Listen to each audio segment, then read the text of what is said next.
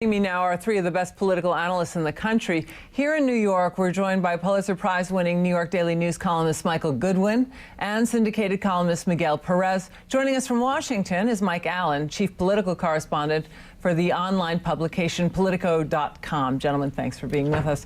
You know, we have Obama and Clinton in New Hampshire already, while the fight is still going on in out west. So I knew that. Why strategize by moving on so quickly? Why not duke it out in the first day? There are 5 days in between, so conceivably they could. I suspect they're doing both. I was struck by Clinton's bringing some Republicans along, as Mary Snow said in that piece, because in New Hampshire, independents can come in and vote in either primary as long as they register in that party for the day. So her bringing Republicans along suggests that she may think she's losing among Democrats and needs to bring in the independents. And so by bringing Republicans in, it's an unusual strategy in a primary, but she's in a really tight fight, and she's going to need all the help she can get, obviously. And the New Hampshire independents are a considerable block, correct? Yeah, very big block. Yeah. Miguel? Similar to that, on the other side of the coin, you have McCain bringing in someone like Lieberman, who used to be a Democrat, now an independent, it's the same kind of, it's very similar to what's going on. They want to try to appeal to the general audience now, just instead of just the political parties. But just in New Hampshire. Yeah. I mean, that's the odd part, because in Iowa, they'll go back to being rock-ribbed, hard left Democrats. Yeah. Let's look at the polls. Mike, I'll bring you in a second. Let's just take a look at this, because it is an absolute dead heat in New Hampshire. And we have Hillary Clinton at 32%, Barack Obama at 32%, John Edwards at 18%, and Bill Richardson at 8%. Mike, thoughts on this? I mean, it is absolutely dead heat. Well, it is, and those are going to change overnight as soon as there are Iowa results, and that's part of why you see Senator Clinton spending a little time in New Hampshire, starting to build some insurance. Today, Politico is reporting her staff in Iowa has been told, don't claim that Senator Clinton is going to win. You know, normally campaigns want to project strength. But today they're sending the message, trying to convince reporters for her to come in second if she's close is fine in Iowa. It's going to be tough for her because Senator Obama at that point would be such a huge story. He'd be on the cover of every magazine. He'd be the one on your TV show, not Senator Clinton. Yeah, that's an interesting strategy.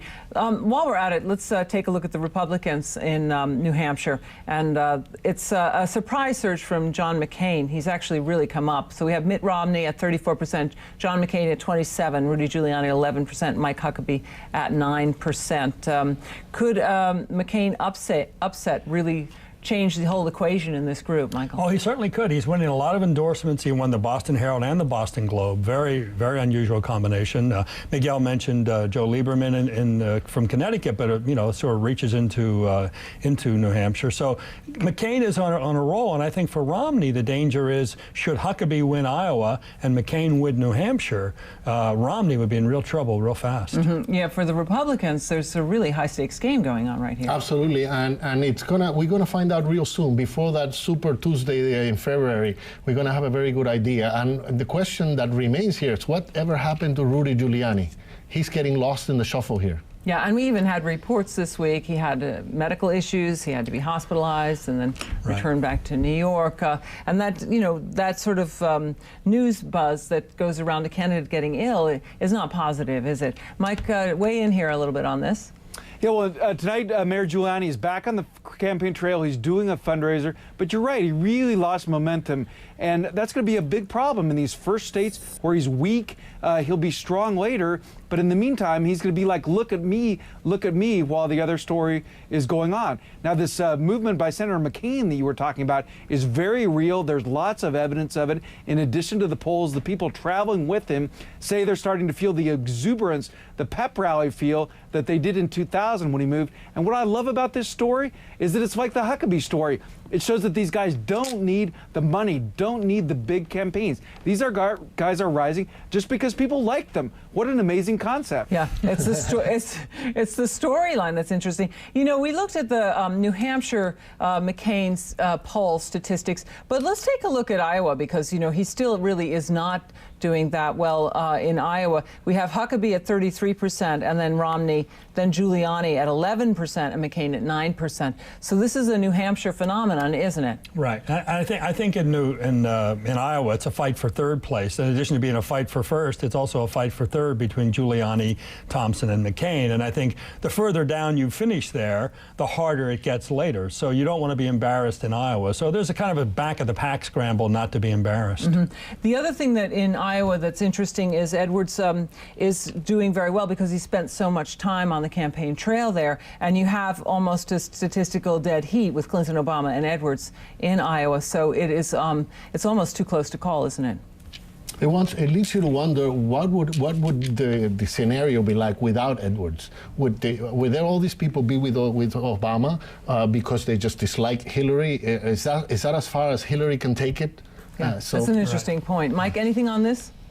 Yeah, well, and Senator Edwards is doing better than it looks like because he has a firmer floor than the others. As you guys know, the people who are with him were with him in 2004. They've been to caucuses. There's a huge uncertainty about how many of Senator Obama's people are going to come. He's has these amazing crowds, these amazing number of fundraisers, but will they turn out? No one really knows. And the Hillary Clinton numbers we've already seen turned out to be softer than we thought. That's why her numbers in polls have come down. These people who like the idea of the Clintons and they remembered Hillary Clinton, but as that got closer, they're just not committed to her. You know, I just think it's fascinating that she's doing a likability tour. Yeah. I mean, if there's ever a poll-driven tour, it's the likability tour because she clearly is finding that people don't like her, and so she's trying to be sweeter. She cried a little bit the other day. Mom is around, daughter's around. I mean, this is a warm and fuzzy Hillary Clinton. Yeah, but it must be very hard to be likable when you're fighting this hard in a political. I mean, this is a mix. Yeah. People are not stupid. They see that it's orchestrated. Yeah. Well, it's also. Let me move on to something else. The Bush administration argued in federal court today that the destruction of the CIA videotapes did not violate a court order, basically saying they weren't Guantanamo tapes, so therefore no problem. What do you think of this, Michael? Well, I don't know the facts. None of us do, really. I mean, all we know is supposedly several, I guess, 100 hours of tapes were destroyed. There are many angles that yet to be explored. There is an investigation. I'm prepared to see what it is. I mean, I think that ultimately, I'm afraid this country is too obsessed, though, with how we treat detainees. I just think that it is, in my mind, very clear that we're in a war. And I think the obsession with how we treat these detainees, yes, we don't want to torture, we don't want to violate Geneva Conventions, but at the same time, I just wish the press would spend as much time on what's going on in Iraq as what the lawyers are saying here about these tapes. Do you agree with that, Miguel? No, we also have a responsibility, though, to our soldiers to make sure that they're not tortured. And so that's why I think there is a concern on behalf of many people in this country about what kind of torturing we are doing, because we don't want our enemies to then turn around and do that to our guys. Yes. Americans do like to be seen and do like to be humane people, especially in war. Mike? Yeah, the problem the administration made here, though, is the same mistake they made with the U.S. Attorney's issue, and that was they didn't put out a story they could stick with. And so now they look like they're changing what happened, when in fact I think most people would probably be fine with how the administration handled this.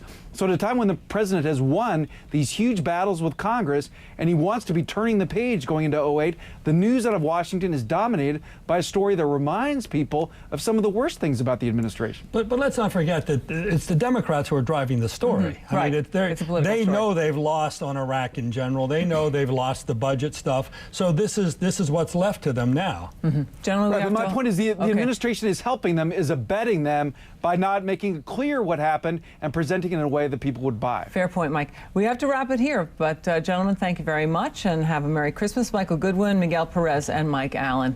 Merry Christmas.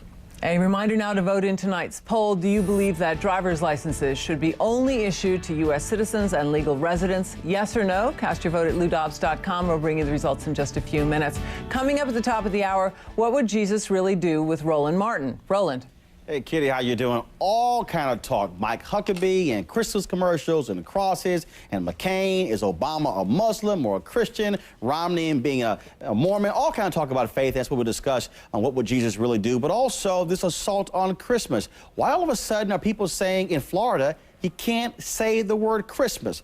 We'll also deal with what's happening with our troops in Iraq as it relates to them being Christians in a time of war, dealing with the whole issue of whether they should kill or not to kill. Coming up next on What Would Jesus Really Do, the holiday edition, or I'd rather say the Christmas edition. All right, thanks very much, Roland. We look forward to that. Thanks. Still ahead tonight, the story of an Air Force sergeant in Iraq whose job was to shoot with his camera, but it was shooting with his weapon that won him an award for bravery. So we'll tell you all about it. Stay with us. Next on CNN.